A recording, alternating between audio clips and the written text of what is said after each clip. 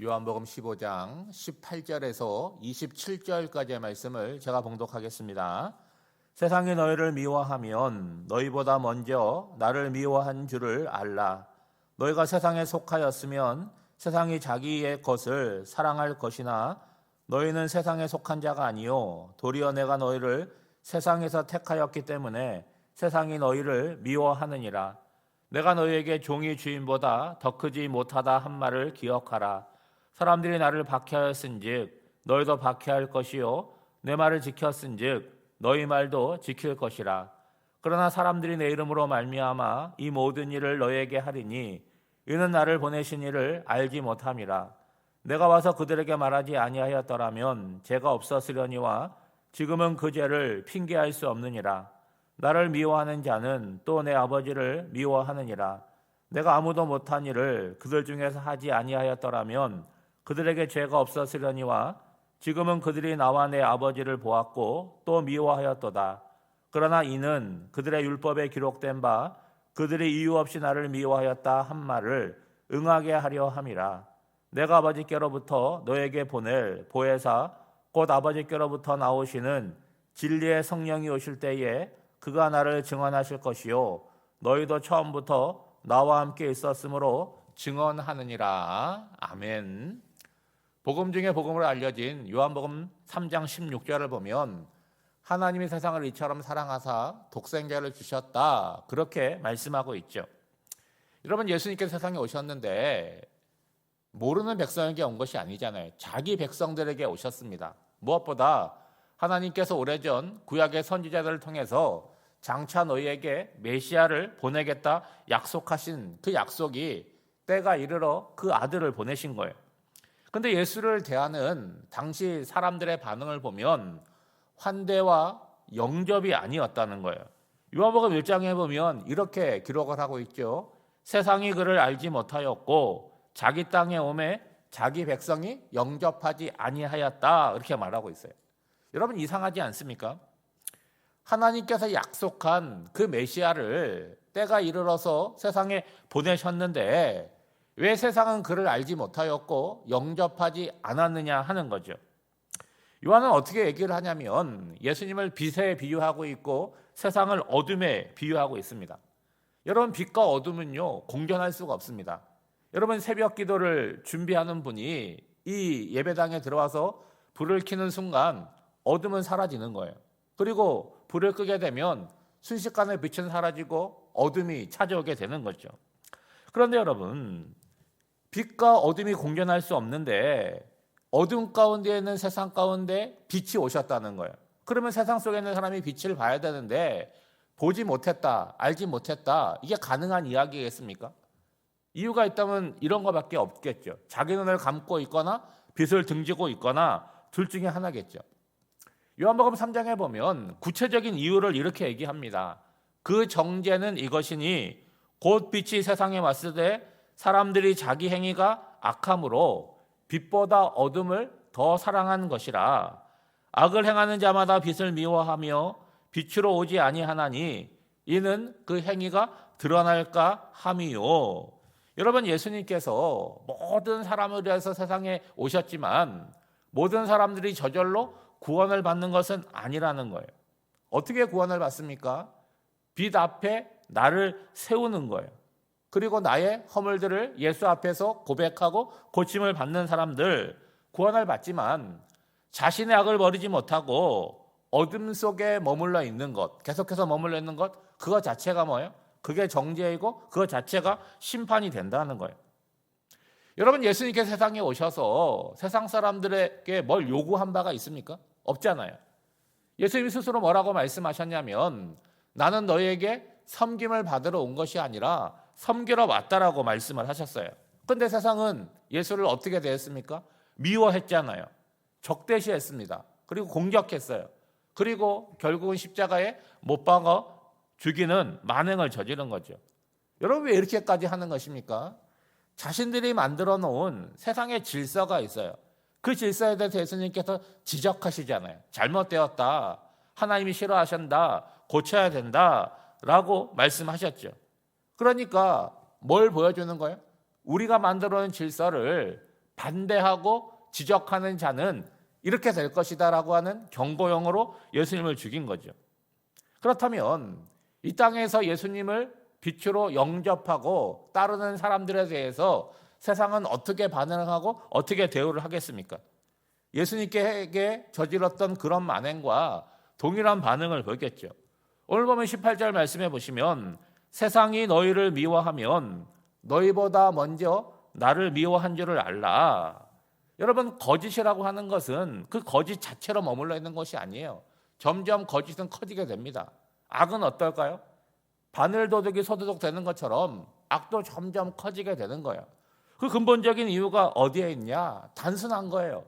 첫 번째 했던 거짓말, 첫 번째 저질렀던 그 악을 감추려고 하기 때문에 그 과정에서 점점 커지게 되는 거죠.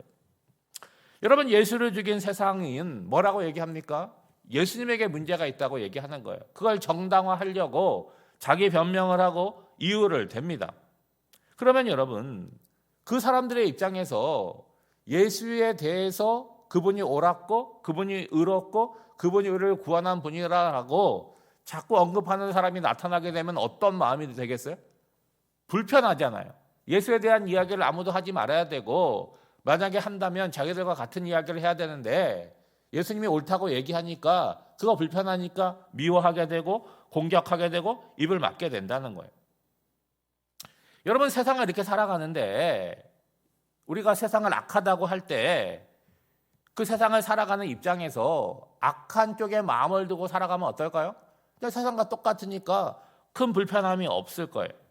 그런데 세상에 문제가 있다, 세상이 악해지고 있다, 그런 것들을 지적을 하고 나는 그렇게 살고 싶지 않다, 나는 선하게 살고 정당하게 살겠다라고 선언을 하고 산다면 악한 쪽의 입장에서는 어떻게 하겠습니까?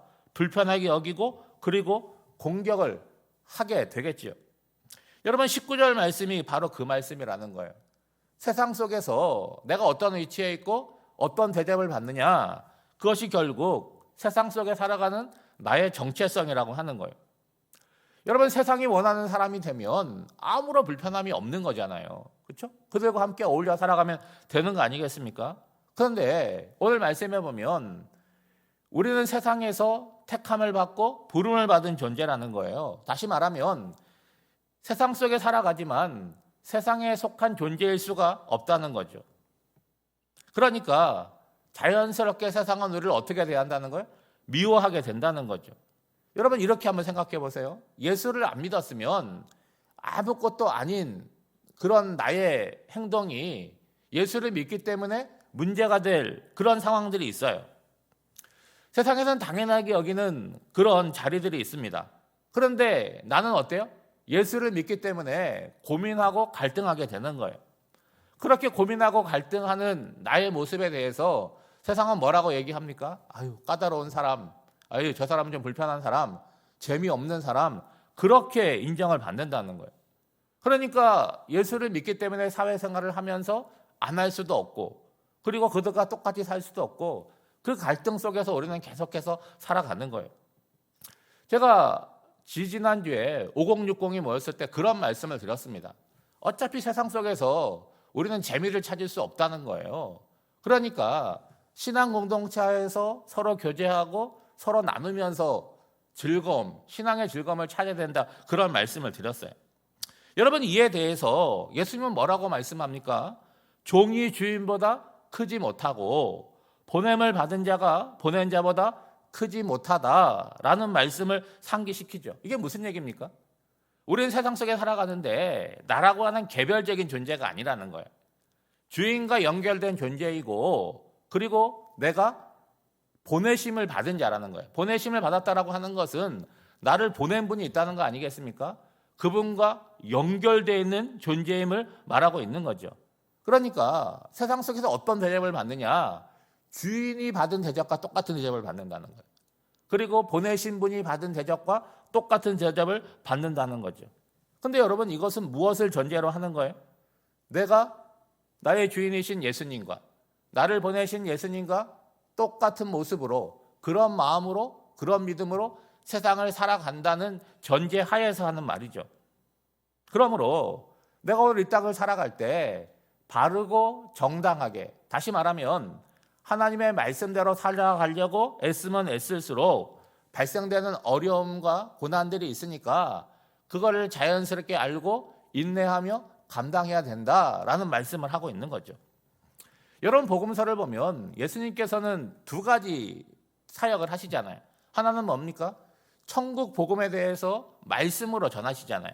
근데 말씀으로만 전하신 것이 아니라 그 당시에 사람들은 절대로 행할 수 없는 맹인의 눈을 뜨게 한다든가 병자들을 고친다든가 죽은 자들을 살린다든가 그런 사역들을 하셨잖아요. 그건 예수님만 하실 수 있는 것인데 이것을 어딘가에 숨어서 은밀하게 행하신 것이 아니라 사람들이 많이 모여있는 자리에서 그런 이적들, 그런 표적들을 행하셨다는 거예요. 그러니까 몰랐다는 핑계를 댈 수 없다는 거죠. 여러분, 22절에 보면 주님께서 말씀하시는 것을 듣지 않았더라면 죄가 없었으려니와, 이 말은 뭡니까? 그 말씀을 들었으니까 핑계댈 수 없다는 거예요. 24절 말씀도 마찬가지입니다. 주님께서 그들 가운데 이적을 행하는 것을 보지 못했더라면 죄가 없었겠지만 보았으니까 문제가 있다라는 이야기를 하고 있는 거죠. 여러분, 주님이 오시지 않았다면, 그래서 그분이 전하는 말씀을 듣지 않았고 듣지 못했고 또 그분이 행하는 이적들을 보지 못했다라고 했다면 죄가 없었을 것이라고 얘기합니다. 이거는 정말 죄가 없었다는 이야기가 아니라 그래서 최소한 뭘 할 수 있다는 거예요? 핑계 댈 거리는 있었을 것이다라는 이야기를 하는 거죠. 여러분, 25절 말씀입니다. 그러나 이는 그들의 율법에 기록된 바 그들이 이유 없이 나를 미워하였다 한 말을 응하게 하려 함이라. 여러분, 이런 말씀이 복음서에 많이 나오잖아요. 구약의 선지자가 이렇게 말씀하셨는데 예수님의 반응, 백성들의 반응이 뭐예요? 그 말씀을 이루기 위함이었다라는 얘기를 하고 있잖아요. 여러분, 우리 인생이 하나님께서 약속하신 은혜와 복이 응답되고 성취된 인생이 되어야 되겠지. 이렇게 심판과 저주로 예언된 말씀이 나에게 응하는 말씀이 되면 안 되지 않겠습니까? 오늘 주님의 말씀은 굉장히 두려운 말씀으로 인식이 돼야 되는 거예요. 예수님의 말씀을 듣는다라고 하는 것, 그거는 뭡니까? 그냥 귀로 듣고 끝나는 것이 아니라 책임 있는 삶을 요구한다는 거예요. 여러분, 우리가 성경을 통해서 주님의 말씀을 읽기도 하고 또 예배를 통해서 말씀을 듣기도 합니다. 또한 성령께서 우리의 마음을 주장하시고 우리를 가르쳐 주시잖아요. 또한 여러분, 그런 것들은 특별 계시고 오늘 우리가 일상을 살아가면서 경험하는 자연 계시라고 하는 것이 있어요. 그 자연 계시는 매 순간 하나님께서 살아계시고 일하고 계심을 우리에게 나타내 보이시는 거예요. 이런 거 아니겠습니까? 여러분, 자연 계시라는 건 우리가 일반 세상을 보고 얘기하는 건데 지금 겨울입니다. 그렇죠? 날씨가 추워요. 지금 봄이라 그러면 아닌데 그럴 분들이 많아요. 그런데 여러분, 땅속 깊은 곳으로부터 이미 새봄의 기운이 시작되고 있는 거죠. 조금 있으면 어떻게 되겠어요? 모든 것이 죽었던 것처럼 다 산을 보면 나뭇가지가 말라 비틀어진 것 같은데 조금 있으면 초록으로 물이 들고 순식간에 잎사귀가 생겨나고 그렇게 생명이 역동하는 것을 보게 된다는 거죠. 그러면 그런 것을 통해서 우리가 뭘 깨달아야 되는 거예요? 하나님이 일하고 계시는구나. 하나님께서 모든 것들을 주관하고 계시는구나. 자연 계시를 통해서 알게 된다는 거예요. 사랑하는 성도 여러분, 우리는 지금 국가적으로 굉장히 어려운 시기를 보내고 있잖아요. 분열되어 있고 갈등하고 있고 그러고 있습니다. 그리고 빛과 소금에 대한 교회조차도 바른 자리에 서 있지 못하고 정당한 이야기를 하지 못하고 있는 거예요. 여러분, 이럴 때에 수많은 사람들이 이런저런 말에 휩쓸리게 되고 뭐 한쪽으로 치우쳐 있고 할 때가 많지 않습니까? 그럴 때 잠잠하게 말씀과 성령의 도우심을 받고 올바른 자리에 서 있어야 되는 거 아니겠어요? 남의 말 자꾸 옮기려고 하지 말고 오늘 이 시대 가운데 나를 예수의 사람으로 불러주셨는데 어떤 기도를 해야 되고 어떻게 해야 되는가에 대한 분명한 인식을 갖고 그 자리를 지켜내는 것이 우리의 몫이라고 하는 거죠. 오늘 한날의 삶도 주님이 우리를 위해서 오셨음을 기억하시고 올바른 자리에 서서 주님의 도우심을 구하는 저와 여러분이 되시기를 주님의 이름으로 축복합니다. 기도하겠습니다. 사랑이 많으신 아버지 하나님, 2월 한 달도 주님의 은혜로 지켜주시고 마지막 주간을 맞이하게 하심을 감사드립니다. 어느 해보다도 춥고 눈이 많이 내린 겨울도 어느덧 지나가고 새봄이 가까이 다가옴을 느낍니다. 주님은 한치의 오차도 없이 창조 세계를 이끌고 가시는데 그 섭리와 은혜를 알고 하나님의 자녀로 정의와 진리로 옷 입고 반듯하게 살아가게 하옵소서. 무엇보다 세상의 흐름을 따라 살아가지 않고 힘차게 거슬러 올라가기를 원합니다. 이 시대에 하나님의 뜻이 어디에 있는지를 깨달아 알고 그 길을 따라가게 하옵소서. 주님, 우리 교회에 맡겨주신 사명에 깨어있게 하시고 복음 증거의 사명을 잘 감당하게 하옵소서. 성도들 모두가 마음을 열고 교회를 찾는 낯선 이들과 방문자들을 사랑으로 환대하게 하옵소서. 오늘 하루도 주님의 인도하심을 받고 살아가기를 간절히 바라옵고 원하오며 이 모든 간구를 예수님의 이름으로 기도하옵나이다. 아멘.